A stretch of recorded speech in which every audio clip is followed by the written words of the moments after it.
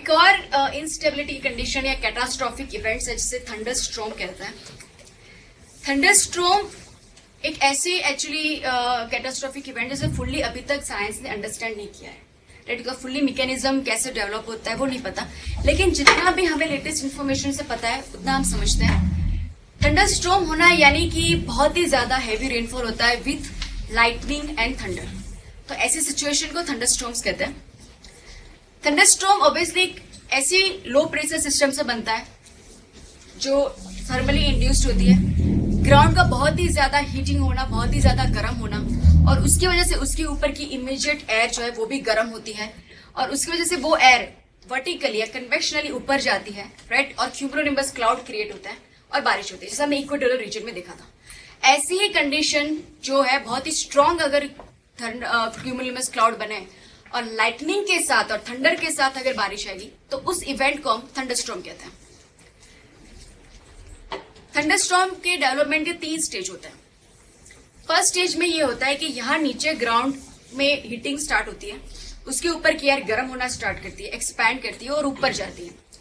ये एयर अगर warm and moist, क्योंकि वार्म तो ये गर्म तो हो ही गई बिकॉज ऑफ द हीटिंग, अगर ये मॉइस्ट एयर भी है तो इतना ऊपर जाएगी because of the latent heat of evaporation, ऊपर चलती जाएगी और क्लाउड जो है वो बनता जाएगा, जहां से जब तक ये ग्राउंड हीट होगा, जब तक वो गर्म होगा, और उसकी वजह से यहाँ पे जितना लो प्रेशर सिस्टम बनता जाएगा उतनी ही एयर अलग अलग रीजन से वहां पे कन्वर्ज होगी और ऊपर बढ़ती जाएगी। ये सेकंड स्टेज या मैच्योर स्टेज में ये होता है कि एयर जो है एक हाइट तक जो है वो पहुंच जाती है। ये एयर यहाँ जो ऊपर डायरेक्शन में मूव करिए कन्वेक्शनली, वो ऊपर जाती है और एक हाइट के बाद वो ठंडी हो जाती है, कंडेंसेशन हो जाता है, उस हाइट से ऊपर वो जा नहीं पाती।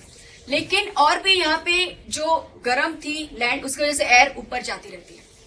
अब ये ऊपर एयर जो पहुंच चुकी है वो ठंडी होती है, कंडेंसेशन उसका होता है। राइट, और अगर वो सैचुरेटेड लेवल पे पहुंच जाती है तो उसके अंदर के जो वाटर मॉइस्चर है उसका कन्वर्जन हो जाएगा आइस क्रिस्टल में, और वो आइस क्रिस्टल नीचे डिसेंड होना स्टार्ट कर लेंगे, क्योंकि ice crystal are heavy. Right, वो मॉइस्चर से ज्यादा हैवी होता है और वो नीचे डिसेंड करना स्टार्ट कर देते हैं। एटमोस्फेयर में एक फ्रीजिंग पॉइंट का लेयर होता है, उसके ऊपर एयर जो है वो बहुत ही कम होती है, बिलो 0 डिग्री। ये यहाँ पे आइस क्रिस्टल बन चुके हैं, लेकिन वो आइस क्रिस्टल जब इस लेयर से नीचे आते हैं तब उनका वाटर ड्रॉपलेट में कन्वर्जन हो जाता है और नीचे वो रेनफॉल की तरह आते हैं। Right, with thunder and with the lightning. अब यहाँ पे आप देख सकते हैं इस एरिया में बारिश हो रही है, बहुत ही हैवी बारिश हो रही है, और इसकी वजह से जो ग्राउंड में बहुत ही ज्यादा हीटिंग होती है वो कम होती जाएगी। बारिश हो रही है तो टेम्परेचर बहुत ही ज्यादा था वो थोड़ा ठंडा होता जाएगा, और ठंडा जैसे टेम्परेचर होता जाएगा उस हीटिंग की वजह से जो एयर ऊपर जाएगी वो भी वीकनिंग हो जाएगी। अब वो लो प्रेशर सिस्टम धीरे धीरे वीक होता जाएगा, तो इसकी वजह से ये होगा एक सिचुएशन पे कि सारी एयर जो पहुंच चुकी है अब और एयर ऊपर नहीं जा पाएगी, क्योंकि यहाँ पे टेम्परेचर ठंडा हो गया है, लो प्रेशर यहाँ पे अभी बना नहीं, तो एयर जो है सिर्फ जो ऊपर चली गई ऑलरेडी, और जो भी ऊपर ऑलरेडी जो आइस क्रिस्टल्स है वो डिसेंडिंग करना स्टार्ट करेंगे और यहाँ पे फिर बारिश आएगी। ये लास्ट स्टेज है। यहाँ पे ये जो पूरा क्लाउड है वो पूरा एक टाइम पे उसकी सारी मॉइस्चर या उसका सारा वाटर क्रिस्टल जो है वो नीचे आ जाएगा, बारिश हो जाएगी, फिर ये पूरा क्लाउड जो डिसिपेट हो जाएगा। Right, that the 3 stages of thunderstorm.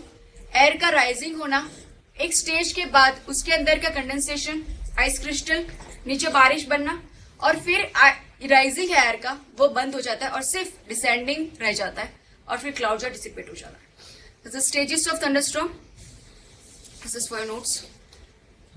अब लाइटनिंग इस तरह की थंडरस्टॉर्म में क्यों होती है, ये एक्चुअल में तो पूरी तरह से समझा नहीं गया है कि क्यों लाइटनिंग होती है, बट कुछ ऑब्जर्वेशन पाए गए हैं, और ऑब्जर्वेशन यह है कि इस तरह का जो पूरा क्यूमुलोनिम्बस क्लाउड होता है उसमें -5 to -15 डिग्री के टेम्परेचर का जो रीजन होता है, बीच का रीजन, वो नेगेटिवली चार्ज पाया गया है, और उसके बियॉन्ड जो रीजन है, उसके नीचे या उसके ऊपर के रीजन जो है वो पॉजिटिवली चार्ज है, वो ऑब्जर्व किए गए। तो उसकी वजह से क्या होता है कि जब भी ऐसा क्लाउड कोई और क्लाउड या एटमोस्फेयर के कांटेक्ट में आता है तब उसके पॉजिटिवली चार्ज नेगेटिवली चार्ज के कांटेक्ट में आएंगे, तब वहां पे करंट पास होगा और वहां पे लाइटनिंग होगी। पॉजिटिवली चार्ज नेगेटिवली चार्ज के कांटेक्ट में आएगा, करंट पास होगा और लाइटनिंग होगी। यानी कि इस तरह के पॉजिटिव नेगेटिव चार्ज क्यूमुलोनिम्बस से बन गए और एक इलेक्ट्रिक फील्ड बना है, और इलेक्ट्रिक फील्ड जब भी एयर के अलग अपोजिट उनके जो उसके आयंस के अगर कांटेक्ट में आएंगे तो लाइटनिंग होगी, करंट पास होगा। थंडरस्टॉर्म के 3 टाइप्स है, thermal thunderstorm, orographic thunderstorm and the cold thunderstorm या cold front thunderstorm. Thermal thunderstorm obviously जैसे इक्वेटोरियल रीजन में बनता है because of the thermally induced low pressure system. Ground का बहुत ही ज्यादा हीटिंग होना, एयर जो है राइज कर रही है, क्यूमुलोनिम्बस क्लाउड बन रहा है और वहां पे हैवी रेन होगी विथ लाइटनिंग एंड थंडर। तो उस टाइप के थंडरस्टॉर्म को हम थर्मल थंडरस्टॉर्म कहेंगे। ओरोग्राफिक थंडरस्टॉर्म यानी कि ओरोग्राफिक रेनफॉल जो मैंने बताया था, अगर ओरोग्राफिक रेनफॉल में ऐसा हो रहा है कि एयर अगर बहुत ही ज्यादा हाइट का ये हिल है या उसका स्लोप बहुत ही ज्यादा स्टीप है तो उस वार्म और मॉइस्ट एयर का बहुत ही स्टीप और सडन अपलिफ्टमेंट होगा और उसकी वजह से ऐसी एयर भी क्यूमुलोनिम्बस क्लाउड क्रिएट कर सकती है और बहुत ही ज्यादा हैवी रेनफॉल आएगा। ऐसी सिचुएशन जो हिली एरिया में बहुत ही ज्यादा रेनफॉल आता है उसे क्लाउड ब्रस्ट कंडीशन कहते हैं। चेरापूंजी में जनरली इस तरह की क्लाउड ब्रस्ट कंडीशन होते हैं क्योंकि चेरापूंजी में अलग अलग हिल्स के पास के बीच में चेरापूंजी लोकेटेड है। एयर जब पास होते हैं बहुत ही ज्यादा उनका अपलिफ्टमेंट होता है और ओरोग्राफिक थंडरस्टॉर्म्स आते हैं, राइट। क्लाउड ब्रस्ट शायद आपने सुना होगा, लास्ट ईयर सुना गया था ये वर्ड जब उत्तराखंड का फ्लड सिचुएशन हुई थी, राइट। और क्लाउड ब्रस्ट सिचुएशन जो होती है बहुत ही डिफिकल्ट होता है ना प्रिडिक्ट करना। सिर्फ वेदर डिपार्टमेंट प्रिडिक्ट कर सकता है कि हैवी रेनफॉल आएगा, बट ये प्रिडिक्शन नहीं हो सकता कि वो क्लाउड ब्रस्ट कंडीशन होगी, कितना ज्यादा हैवी रेनफॉल होगा, राइट। और आपको पता होगा कि उत्तराखंड जो फ्लड आया था उसके पीछे रीजन सिर्फ क्लाउड ब्रस्ट का नहीं था बट ह्यूमन इंड्यूस काफी रीजंस थे, राइट। फर्स्ट ऑफ ऑल था डिफॉरेस्टेशन की वजह से जब भी किसी भी लैंड पे अगर फॉरेस्ट होता है और वाटर वहां से पास हो रहा है तो जो ट्रीज होते हैं उनके roots they act like a tiny dams, वो वाटर और सॉइल को पकड़ के रखते हैं, वाटर को भी नीचे ग्राउंड वाटर तक ले जाते हैं प्लस वहां की जो सॉइल उसे पकड़ के रखते हैं। अब जब वहां पे उस एरिया में अगर हम डिफॉरेस्ट हो जाए यानी ट्री अगर हम निकाल दें फिर अगर वाटर पास होगा तो उस लैंड की टॉप सॉइल है उसे इरोड करके नीचे मेन स्ट्रीम तक ले जाएगा, राइट। तो एक इसकी वजह से जो मेन रिवर है उसके अंदर बहुत ही ज्यादा सेडिमेंट्स बढ़ जाएंगे because of very high erosion. Second reason ये होता है हमारे डैम्स। डैम्स होता है सबसे पहले कि वो रिवर के नेचुरल फ्लो को ब्लॉक करते हैं, राइट। हम रिवर को नेचुरल फ्लो को ब्लॉक करते हैं, उसे एक रिजर्वॉयर में स्टोर करते हैं, धीरे धीरे रिवर को पास करके हम वहां से टरबाइन घुमा के इलेक्ट्रिसिटी पैदा करते हैं। लेकिन इस वजह से क्या होता है कि जब नॉर्मल रिवर का जो फ्लो है वो डैम में ब्लॉक होता है तब वो इतना अपना पाथ में जो भी सेडिमेंट को इरोड करके लाती है वो डैम के पास ब्लॉक हो जाता है और सिर्फ थोड़ा सा पानी बाहर रहता है और इतने सालों तक जब तक ये फ्लड गेट्स उसके बंद रहते हैं वो रिवर के सारे सेडिमेंट्स डैम के पास में जो है वो डिपोजिट होते रहते हैं, स्टोर होते रहते हैं। जब ऐसी फ्लड सिचुएशन आती है डैम्स की कैपेसिटी से ज्यादा पानी आ जाता है, डैम को बचाने के लिए हमें सारे फ्लड गेट्स ओपन कर देने पड़ते हैं और उसकी वजह से इतने सालों तक वो रिवर ने जो सेडिमेंट्स इकट्ठा किया है वो भी हम एक साथ डाउन स्ट्रीम रिलीज कर देते हैं। तो एक रीजन डिफॉरेस्टेशन से ऑलरेडी रिवर में बहुत ज्यादा सेडिमेंट है। दूसरा, फ्लड गेट जैसे हमने ओपन किए इतने सालों से जमा हुआ सेडिमेंट्स भी हम नीचे के रीजन को दे रहे हैं और जितना वाटर में इतना ज्यादा सेडिमेंट्स होता है उतने ही ज्यादा वो डिवास्टेटिंग इफेक्ट करता है, तो बहुत ज्यादा फोर्स होता है और बहुत ही ज्यादा वो डैमेजिंग इफेक्ट करता है। तो ये सारे रीजंस है because of the behind the Uttarakhand flood. Third type of thunderstorm, cold front thunderstorm.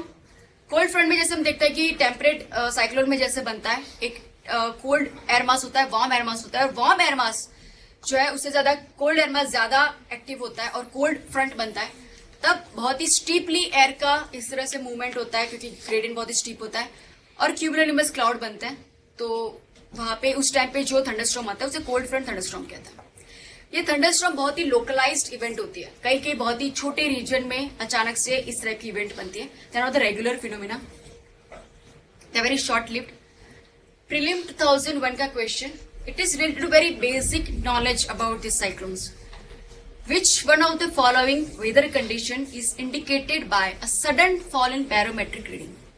Sudden fall in barometric reading यानी sudden fall in the pressure, बहुत ही लो प्रेशर इंटेंस सिस्टम कब बनती है, वो कैसे इंडिकेट होती है?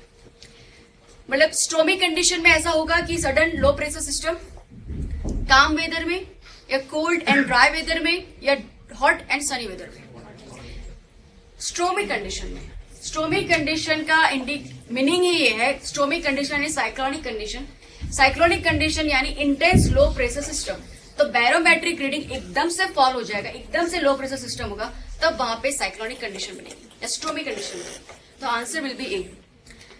काम वेदर या cold and dry weather they indicate the high pressure system. तो हाई प्रेशर में बैरोमेट्रिक रीडिंग हमेशा हाई होगी, right, not the low. Hot and sunny weather में स्टार्टिंग हो सकता है, हॉट एंड सनी वेदर में शायद लो प्रेशर सिस्टम बन सकता है, it has the potential, but stormy condition it indicates it's a low pressure system. एक और ऐसी कैटास्ट्रॉफिक इवेंट है जिसे टॉर्नेडो कहते हैं। टॉर्नेडो की एक यूनिक चीज ये है कि ये भी लैंड पे डेवलप होता है, लेकिन बहुत ही छोटे एरिया में डेवलप होते हैं, और ये दूसरे साइक्लोन की कंपेयर में इनका लो प्रेशर बहुत ही ज्यादा कम होता है, राइट, और इसलिए ये ज्यादा स्ट्रांग होते हैं, ज्यादा डिवास्टेटिंग होते हैं, और उनकी स्पीड भी बहुत ज्यादा होती है। लेकिन ट्रॉपिकल साइक्लोन से हमने देखा ये कैसे अलग है। ट्रॉपिकल साइक्लोन से वाटर बॉडी पे डेवलप होंगे, टॉर्नेडो जो है वो लैंड पे डेवलप होंगे। हम कई बार देखते हैं कि कई बार जब समर सीजन में हम देखते हैं कि बहुत ही ज्यादा इंटेंस हीटिंग हो जाती है, और कई जगह पे लोकलाइज्ड लेयर पे एयर जो है वो राइज करती है, फिर बारिश आती है, right. They are not the onset of our monsoon. हमारे मेन मानसून में जो बारिश होती है वैसी नहीं होती, इक्वेटोरियल रीजन में जैसे होती है इंटेंस हीटिंग की वजह से एयर का राइजिंग होना और वहां पे बारिश आना, राइट। तो ऐसी जो इंटेंस लो प्रेशर सिस्टम की वजह से जो वहां पे ये कैटास्ट्रॉफिक या इंस्टेबिलिटी क्रिएट होती है, उसे टॉर्नेडो कहते हैं। टॉर्नेडो की दूसरी प्रॉपर्टी ये है कि हमने देखा कि टेम्परेट साइक्लोन सिर्फ लैंड पर पास होता है, ट्रॉपिकल साइक्लोन वाटर बॉडी पे बनता है, जैसे ही लैंड पर आएंगे वो वीक होते जाएंगे। बट टॉर्नेडो में ऐसा है कि वो वाटर और लैंड दोनों पे सर्वाइव कर सकता है। वो लैंड पे बनता जरूर है, लेकिन उसके बीच में अगर कोई वाटर बॉडी आ गई तो उसको भी वो सक्शन करके, इस तरह के पानी उसको सक्शन करके उसके ऊपर क्लाउड तक ले जाएगा, और इस तरह के टॉर्नेडो के फीचर को वाटर स्पाउट कहते हैं, राइट। एक और चीज बताना भूल गई अबाउट थंडरस्टॉर्म। थंडरस्टॉर्म जो होता है वो सिर्फ लैंड पे डेवलप होता है, लेकिन वो जैसे लैंड से वाटर में जाएंगे वो वीक हो जाएंगे, रिवर्स टू ट्रॉपिकल साइक्लोन। क्योंकि थंडरस्टॉर्म को डेवलप होने के लिए लैंड का बहुत ही ज्यादा हीट होना जरूरी है, राइट, और बहुत ही ज्यादा लैंड की हीट की वजह से वो एयर गर्म होती है और राइज होती है। लेकिन ऐसी अगर सेम सिचुएशन अगर हम वाटर में देखें तो वाटर लैंड से कम गर्म होगा, ज्यादा ठंडा होगा, और इसीलिए जब थंडरस्टॉर्म वाटर बॉडी पे जाता है उसे वो हीट जो उसका सोर्स है वो नहीं मिल पाता, और जैसे थंडरस्टॉर्म लैंड टू वाटर जाएगा वो वीक होता जाएगा, कंपेयर टू ट्रॉपिकल साइक्लोन जो वाटर में डेवलप होता है, और वाटर टू अगर लैंड जाए तो वीक हो जाएगा, राइट। टॉर्नेडो जो है वो लैंड और वाटर दोनों पे सर्वाइव कर पाएगा because of this water spout feature. Water को भी वो सक्शन करेगा और खुद स्ट्रांग होता रहेगा। टॉर्नेडो जनरली इस तरह की temperate to 30 degree to 40 degree Celsius के, sorry not Celsius but latitude के रीजन में पाए जाते हैं। फ्रीक्वेंसी यूएसए की ईस्टर्न कोस्ट पे ज्यादा है, यहाँ पे हम देख सकते हैं। उसे टॉर्नेडो वैली कहते हैं यूएसए में, कि वहां पे टॉर्नेडो को आने की बहुत ज्यादा उसकी फ्रीक्वेंसी है, राइट। 20 टू 60 डिग्री के बीच में ये ज्यादा पाए जाते हैं, very less in India. So tornado. अब एक फीचर के बारे में बताना चाहती हूँ जिसे पोलर वर्टेक्स कहते हैं। पोलर वर्टेक्स पोल रीजन के साइक्लोन्स और सिर्फ पोल रीजन में पाए जाते हैं, और सिर्फ विंटर सीजन में वो बनते हैं। ये जो पोलर वर्टेक्स होते हैं, ये साइक्लोन की स्पान बहुत बड़ा होता है, अराउंड 1000 स्क्वायर किलोमीटर तक उनका स्पान होता है, राइट। ये सिर्फ अपर ट्रोपोस्फेरिक लेयर पे बनते हैं, राइट, यानी कि ट्रोपोपोज और जो लोअर स्ट्रेटोस्फेयर है उसके बीच में इस तरह के जो है साइक्लोन पोल रीजन में डेवलप होता है। क्यों डेवलप होते हैं, कैसे डेवलप होते हैं? मैंने अभी जेट स्ट्रीम के बारे में पढ़ा। जेट स्ट्रीम में बोला कि 4 परमानेंट जेट स्ट्रीम होते हैं, और मैंने बताया कि 3 टेम्पररी जेट स्ट्रीम होते हैं। एक temporary jet stream tropical easterly jet, और दूसरा था सोमाली करंट, वो तो हमारे इंडियन मानसून से कनेक्टेड थी। तीसरा मैंने टेम्पररी जेट स्ट्रीम बताया था polar night jet stream. Polar night jet stream यहाँ पे नॉर्दर्न पोल में और सदर्न पोल में विंटर सीजन में नाइट में डेवलप होता है। ये जो पोलर नाइट जेट स्ट्रीम होते हैं, क्योंकि वो जेट स्ट्रीम है वेस्टर्लीज के अंदर एम्बेडेड है, उसके अंदर रहते हैं, इसलिए वो वेस्ट टू ईस्ट मूव करते हैं। लेकिन यहाँ पे लैंड बहुत ही कम है, इसलिए वेस्ट टू ईस्ट उनकी मूवमेंट सर्कुलर हो जाती है, राइट। तो उन पोलर नाइट जेट स्ट्रीम की सर्कुलर मूवमेंट की वजह से यहाँ पे पोलर रीजन में डेवलप होता है साइक्लोन्स, जिसे पोलर वर्टेक्स साइक्लोन्स कहते हैं। इन साइक्लोन्स की वजह से यहाँ पे आप देख सकते हैं कि यहाँ पे ऊपर का जो एरो है, they are showing the movement of polar night jet stream. वो इस तरह से मूव करके साइक्लोन को जो है वो डेवलप करते हैं। लेकिन हमने देखे इधर रोजबी वेव्स। रोज भी वेव यहाँ पे नीचे वेस्टर्ली विंड इस तरह से मूव कर रहे हैं, फ्लो कर रहे हैं, लेकिन उनकी जैसे इंडेक्स साइकिल चेंज होती है, ऊपर का जो कोल्ड एयर है, चिलिंग एयर है, वो नीचे पुश करती है और नीचे का वार्म एयर है उसे ऊपर पुश करती है। और वार्म एयर का पुशिंग कई बार इतना ज्यादा स्ट्रांग हो जाता है कि ऊपर की जो चिलिंग एंड फ्रोजन एयर थी जो पोलर वर्टेक्स के अंदर थी, वो पोलर वर्टेक्स जो है वो टूट जाएगा और नीचे ऊपर की पोलर चिलिंग और ठंडी एयर जो है वो यहाँ नीचे टेम्परेट रीजन तक आ जाएगी, राइट। यानी कि पोलर वर्टेक्स जो है उसका डिस्ट्रप्शन हो जाएगा, वो टूट जाएगा because of the Rossby waves. और उस कंडीशन में ये होता है कि जब यहाँ ऊपर पास होने वाले बहुत ही चिलिंग ठंडे विंड्स -80 डिग्री वो यहाँ नीचे, वो पूरे वर्टेक्स का ब्रेक होने की वजह से वो यहाँ नीचे टेम्परेट रीजन तक आ जाते हैं और इसीलिए वहां पे कोल्ड वेव फेस होता है। ऐसा यूएसए में 2040 में आ चुका है, पोलर वर्टेक्स कोल्ड वेव कहते हैं उसको। कुछ ऐसी सिचुएशन हुई थी उस टाइम पे यूएसए में, नॉर्दर्न यूएसए या ग्रेट लेक्स रीजन उनको कहते हैं। उस रीजन में आप देख सकते हैं बहुत ही ज्यादा कोल्ड वेव फ्रोजन कंडीशन हो गई थी। उसका रीजन पोलर की जो ठंडी विंड्स थी वो नीचे आ गई थी, राइट। इसे पोलर वर्टेक्स कंडीशन कहते हैं। उससे एसोसिएटेड और एक कंसेप्ट है पोलर स्ट्रेटोस्फेरिक क्लाउड्स। ये जो पोलर वर्टेक्स विंटर सीजन में बने हैं, तो इस साइक्लोन, ये ऑब्वियसली सिंपली एक तो है cyclone, polar vertex polar region में बनने वाले साइक्लोन्स, और उनकी वजह से वहां पे क्लाउड्स डेवलप होता है। ये जो क्लाउड्स होते हैं वो तभी डेवलप होते हैं जब टेम्परेचर -80 डिग्री से कम हो जाता है और विंड क्लाउड्स की हाइट 12 to 22 किलोमीटर तक पहुंच जाती है। अब हमें पता है कि पोल रीजन में ट्रोपोस्फियर जो वो अराउंड 8 किलोमीटर तक ही है, राइट। तो ये उसकी हाइट, इन क्लाउड्स की हाइट स्ट्रेटोस्फियर में भी एंटर कर देती है अराउंड 12 to 22 किलोमीटर। यानी स्ट्रेटोस्फियर में भी जो गैसेस है वो भी इस क्लाउड के अंदर मिक्स हो जाते हैं। इन क्लाउड्स के अंदर मेनली जो पाए जाते हैं कंस्टिट्यूएंट्स वो है water droplets, nitric acid and sulphuric acid.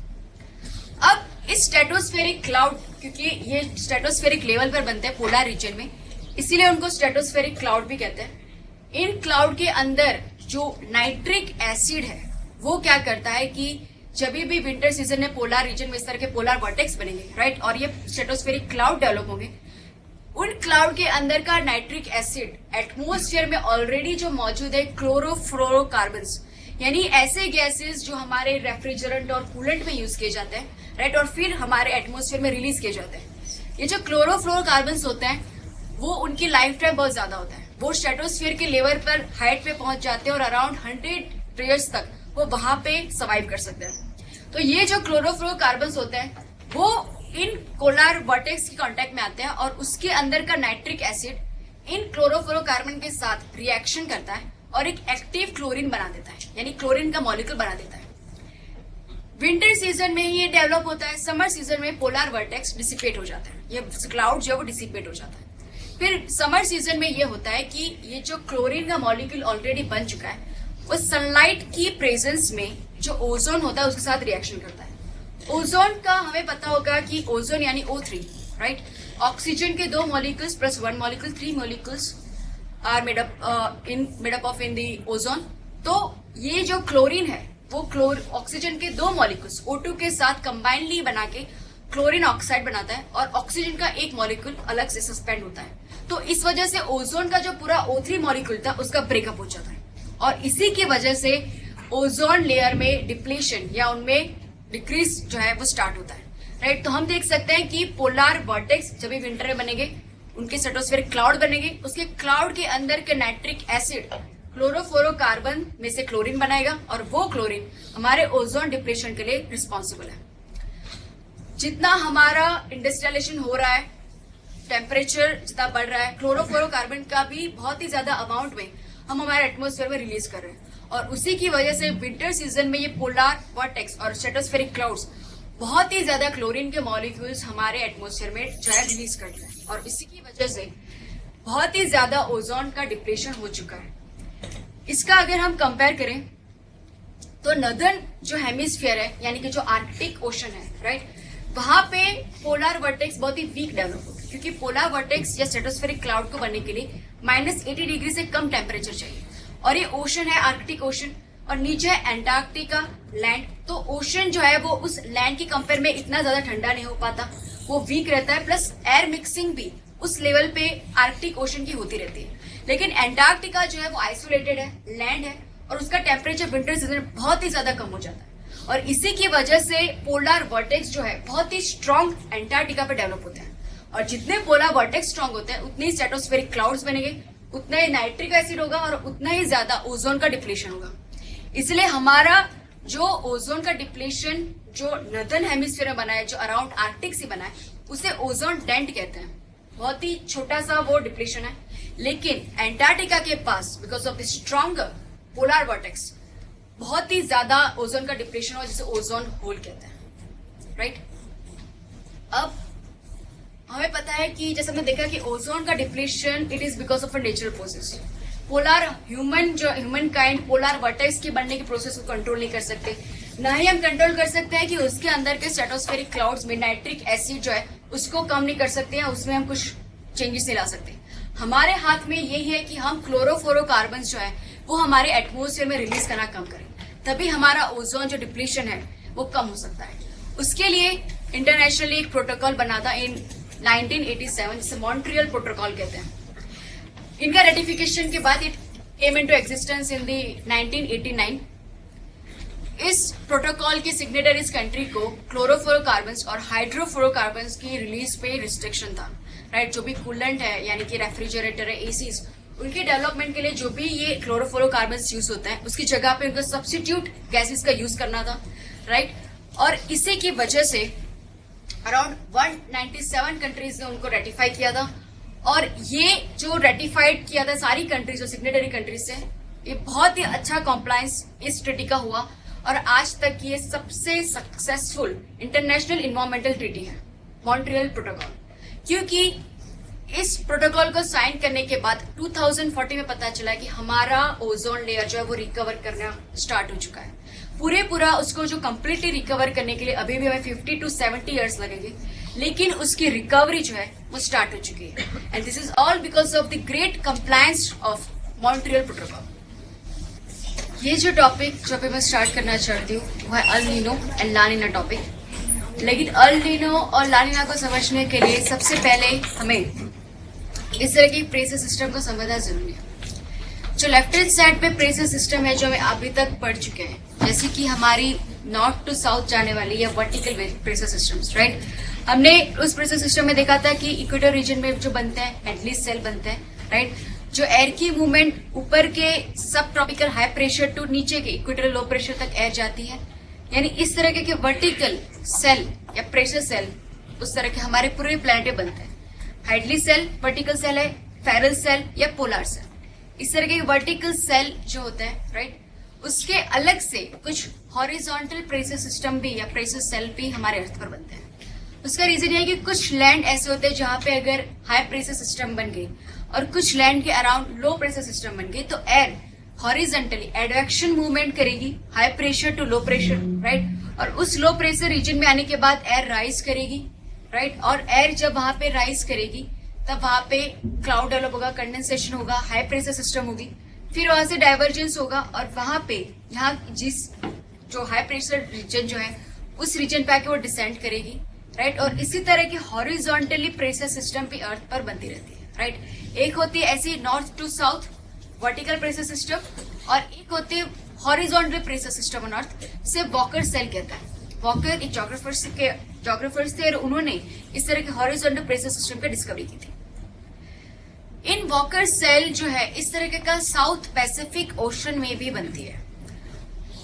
South America का जो कोस्ट है नियर पेरू, वहां पे एक हाई प्रेशर सिस्टम बनती है और ऑस्ट्रेलिया की नॉर्दर्न साइड पे एक लो प्रेशर सिस्टम बनती है।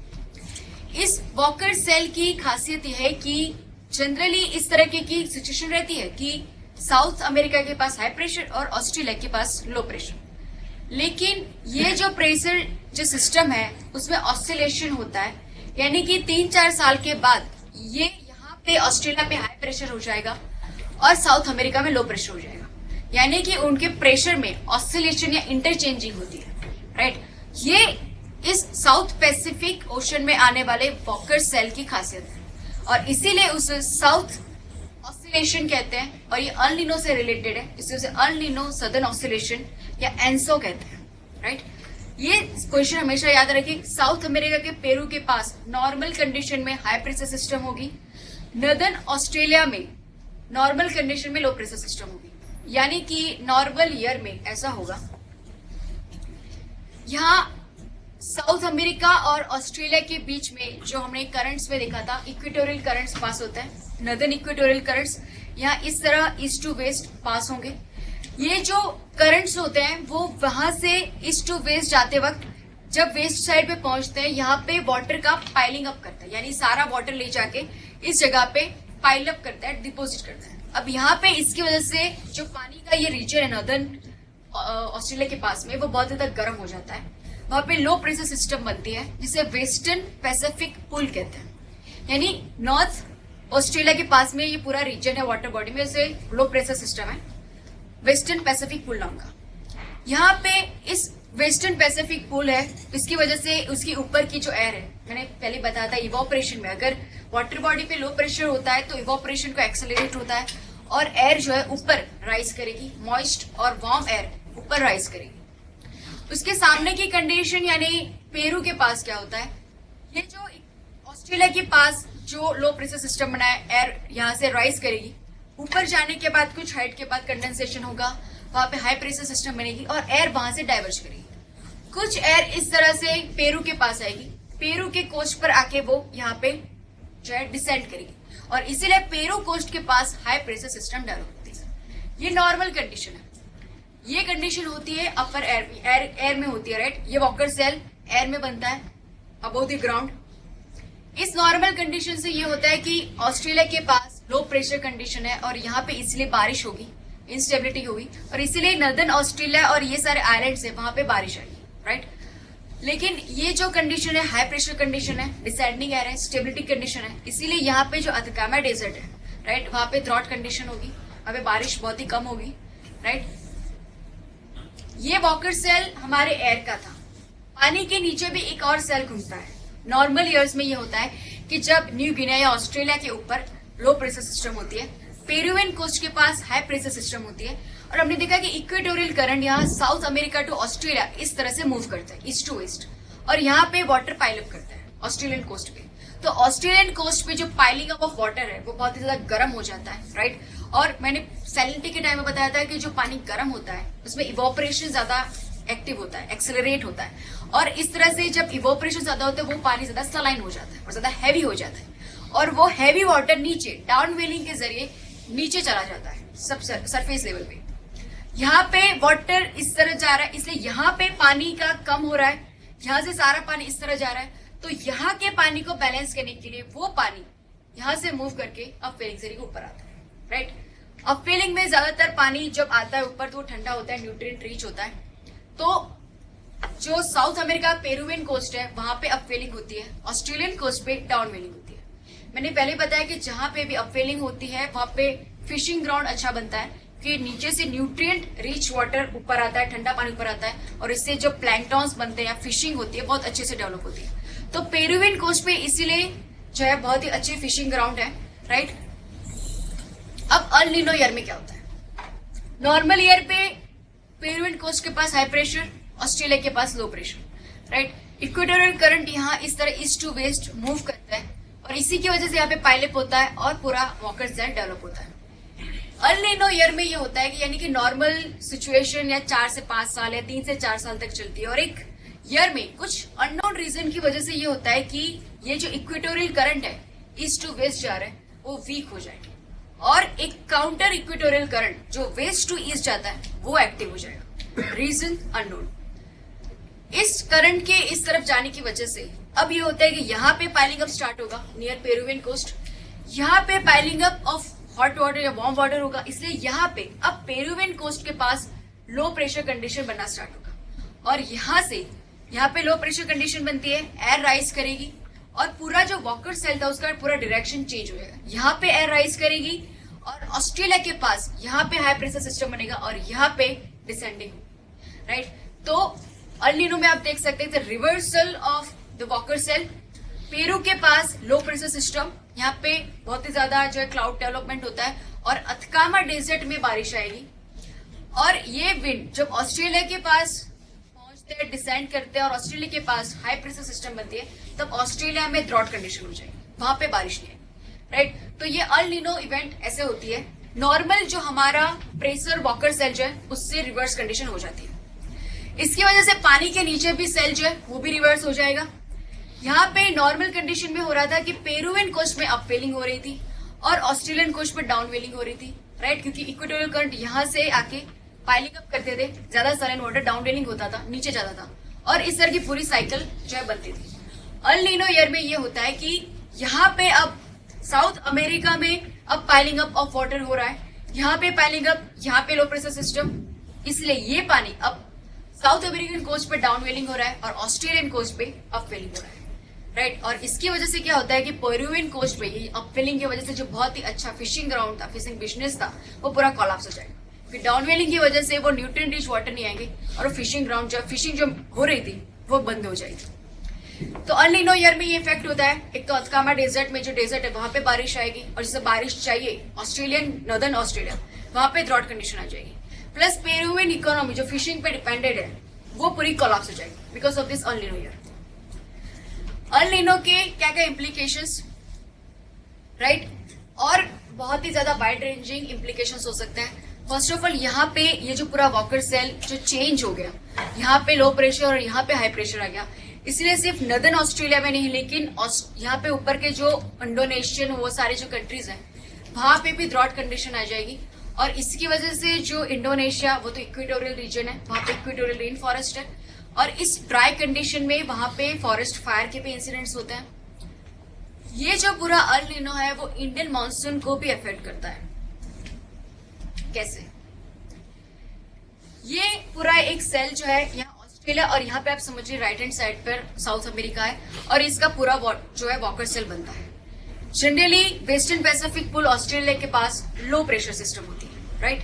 और अभी हमने देखा था कि हमारे इंडिया में दो प्रेशर सिस्टम की वजह से हमारे इंडिया में मानसून चलता है। साउथ में अफ्रीका के पास है मस्करीन हाई और नॉर्थ में तिब्बत के पास है लो प्रेशर सिस्टम ऑफ तिब्बत। यानी कि समर सीजन में सन का एपरेंट नॉर्थवर्ड मूवमेंट ITCZ का अराउंड तिब्बत के पास आना, तिब्बत का लो प्रेशर सिस्टम बनना और तिब्बत में एयर का राइजिंग होना, राइट, और वो एयर राइज होके डिसेंड करती है मस्करीन हाई के पास में। और मस्करीन हाई बेसिन जो है हाई प्रेशर में हमेशा डाइवर्जिंग होते हैं, विंड अलग अलग डायरेक्शन में नीचे से मूव करता है, वो एयर यहाँ पे पूरी जाएगी इंडिया के पास। जितनी एयर इंडिया के पास ज्यादा जाएगी उतना हमारा मानसून ज्यादा अच्छा होगा। ये जो पूरा सेल है हमारा मस्करीन हाई बेसिन का, वो वेस्टर्न पैसिफिक पूल के साथ भी कनेक्टेड है, राइट। वेस्टर्न पैसिफिक पूल में जो लो प्रेशर सिस्टम डेवलप हुई है वहां पे जो एयर राइज करती है उसकी एक ब्रांच जाके साउथ अमेरिका में जाके जो है डिसेंड करती है और दूसरी ब्रांच मस्करीन हाई बेसिन में आके डिसेंड करती है, राइट। और इसी की वजह से मस्करीन हाई बेसिन और वेस्टर्न पैसिफिक पूल के बीच में भी एक सेल वॉकर सेल डेवलप हो चुका है। तो उसकी वजह से क्या होता है कि जितना स्ट्रॉन्ग वेस्टर्न पैसिफिक पुल होगा उतनी ही ज्यादा एयर यहाँ पे भी आएगी मस्करीन हाई बेसिन पे। और मस्करीन हाई बेसिन जितना स्ट्रॉन्ग बना, जितनी डिसेंडिंग होगी उतना मस्करीन हाई बेसिन जितना स्ट्रॉन्ग होगा और वो जितना स्ट्रॉन्ग होगा उतनी ज्यादा विंड की जो एयर है वो हमारे इंडिया में ज्यादा पुश होगी और हमारा मॉनसून ज्यादा अच्छा होगा।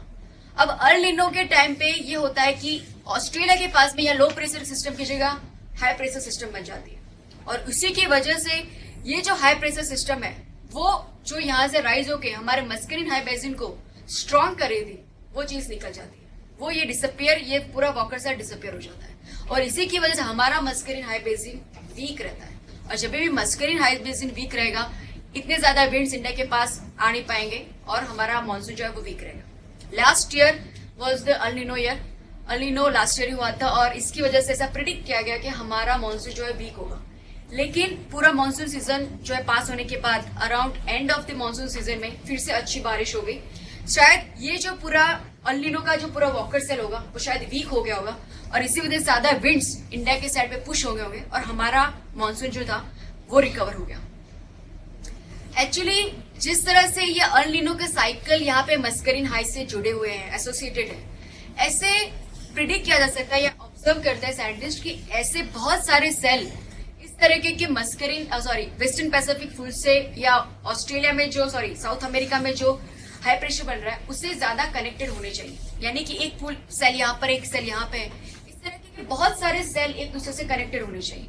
लेकिन प्रॉब्लम अभी ये है कि सारे सेल जो है वो अभी डिस्कवर नहीं हो पाए और इसीलिए अल नीनो और कितनी जगह पे क्या क्या इफेक्ट करता है वो हमें अभी तक पता नहीं चला है, राइट। लेकिन इतना जरूर है कि अल नीनो एक ग्लोबल फिनोमिना है, यानी कि सिर्फ भले ही वो एक ही जगह पे होता है सिर्फ ऑस्ट्रेलिया और साउथ अमेरिका के बीच में, लेकिन वो दूसरे सेल के साथ वॉकर सेल के साथ कनेक्टेड हो सकता है, इसीलिए वो बहुत ही ज्यादा और अलग ग्लोबल रीजन को भी अफेक्ट कर सकता है।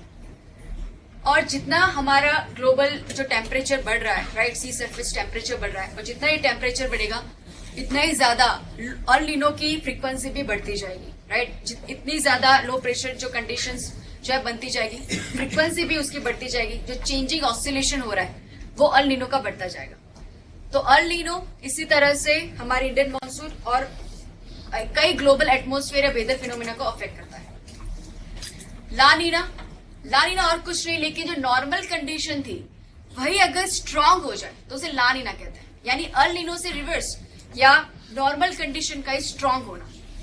यानी कि ऑस्ट्रेलिया के पास में जो हमारा वेस्टर्न पैसिफिक पूल है उसका बहुत ही ज्यादा इंटेंस लो प्रेशर हो जाना, बहुत ही ज्यादा एयर का राइजिंग होना, और ऑस्ट्रेलिया के पास इंडोनेशिया के पास बहुत ही ज्यादा हैवी रेनफॉल होना, फ्लड कंडीशन आ जाना, इवन इंडिया में भी बहुत ही ज्यादा अच्छा रेनफॉल आना, फ्लड कंडीशन आ जाना, तो ऐसे इवेंट को ला नीना कहते हैं। यहाँ पे ऑस्ट्रेलिया के पास बहुत ही ज्यादा एयर राइजिंग होगी और साउथ अमेरिका में बहुत ही ज्यादा जो है डिसेंडिंग होगी, हाई प्रेशर बहुत ही ज्यादा स्ट्रांग हो जाएगा ला नीना इवेंट में।